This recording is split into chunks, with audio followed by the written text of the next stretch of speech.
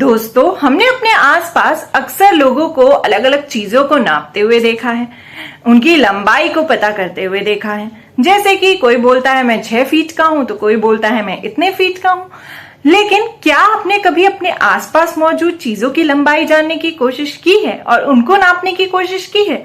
अब तक हम यह तो जान चुके हैं कि हम अपने हाथ और उंगलियों की मदद से चीजों की लंबाइयों को नाप सकते हैं। तो हाथ और उंगलियों की मदद से तो हमने चीजों की लंबाई को नापा, लेकिन आज हम एक ही चीज की लंबाई को अलग अलग चीजों से नापेंगे और देखेंगे कि आखिर अलग अलग चीजों से उसकी लंबाई कितनी आती है।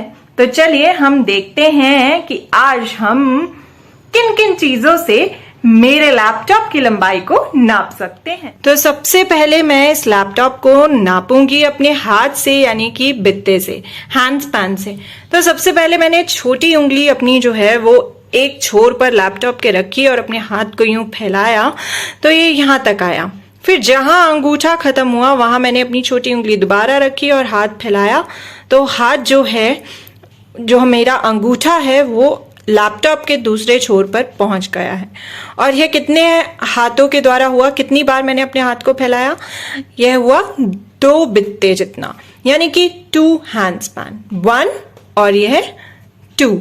तो यह हुए 2 हैंड स्पैन्स, 2 बित्ते। तो यह लैपटॉप को जब मैंने हाथों से नापा तो यह हुआ 2 बित्ते जितना, 2 हैंड स्पैन्स। अब मैं इसे नापूंगी अपनी उंगली से, यानी कि फिंगर से।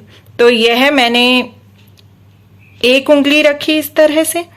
अब जहां पर यह खत्म हुई है वहां से दोबारा से उंगली रखी, यह हुई 2 उंगली, फिर यह हुई 3 उंगली, अब यह 4।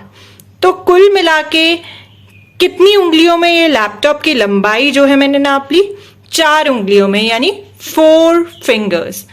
अब मैं इसे नापूंगी कुछ और चीजों से।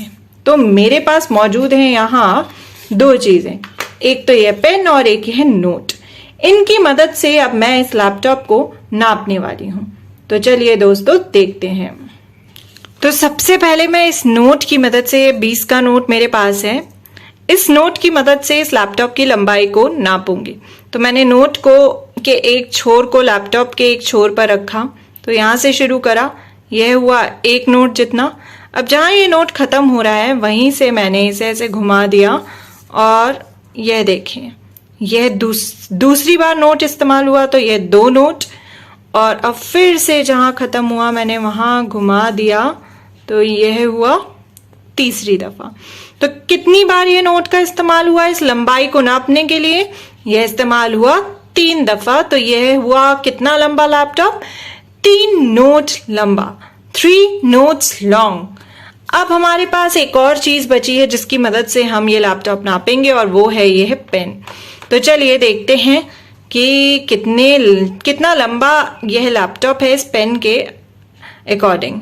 तो मैंने पेन को एक छोर पर रखा सीधा और इस तरह से रखा। अब जहां पर पेन एंड हो रहा है वहां से ही मैंने इसे घुमा दिया और यहां पर इस तरह रखा।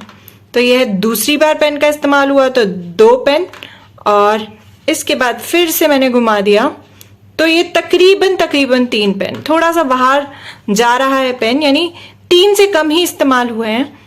तो तकरीबन हम बोल सकते हैं करीबन 3 पेन जितना ये लंबा हमारा लैपटॉप है। तो हमने कुछ अलग अलग चीजों से इस लैपटॉप को नापा। एक तो नापा हमारी उंगलियों से, हाथ से यानी बित्ते से, और साथ ही हमने नापा इसे पेन की मदद से और नोट की मदद से। दोस्तों, सबसे ज्यादा मेहनत कौन सी चीज से नापने में लगी? अगर आपने ध्यान दिया हो कि लैपटॉप थोड़ा लंबा था तो उंगलियों से नापने में हमें काफी मेहनत लगी, काफी बार उंगलियों को गिनना पड़ा।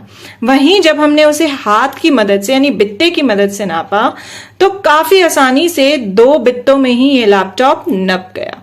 और नोट और पेन की मदद से भी आसानी से इस लैपटॉप को नापा जा सका। तो इसी तरीके से किसी भी चीज की लंबाई कितनी है उस हिसाब से हमें तय करना पड़ता है कि हम किसकी मदद से उसे नाप सकते हैं।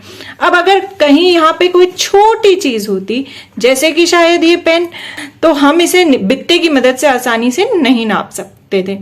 तब हमें चाहिए होती अपनी उंगलियों की मदद, तब हम इसे उंगली की मदद से नापते।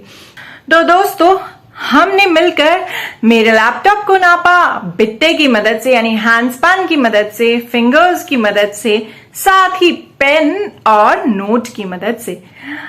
इन सब चीजों की मदद से तो हमने नाप लिया लैपटॉप को, और हमने यह भी जाना कि लंबी चीजों को हम उंगलियों से आसानी से नहीं नाप सकते, लेकिन छोटी चीजों को उंगलियों से नापना बहुत आसान हो जाता है। अब दोस्तों, आप अपने आसपास मौजूद किसी एक चीज को लीजिए और आप उसे अलग अलग चीजों से नापने की कोशिश करिए।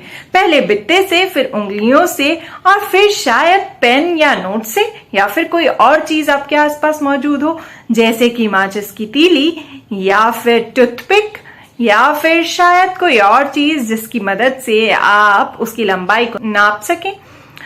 कोई बड़ी चीज हो तो आप उसे अपनी किताब की मदद से भी नाप सकते हैं। तो जरूर कोशिश करिएगा अपने आसपास मौजूद किसी एक चीज को अलग अलग चीजों से नापने की, और देखिएगा कि आखिर उसकी लंबाई कितनी आई।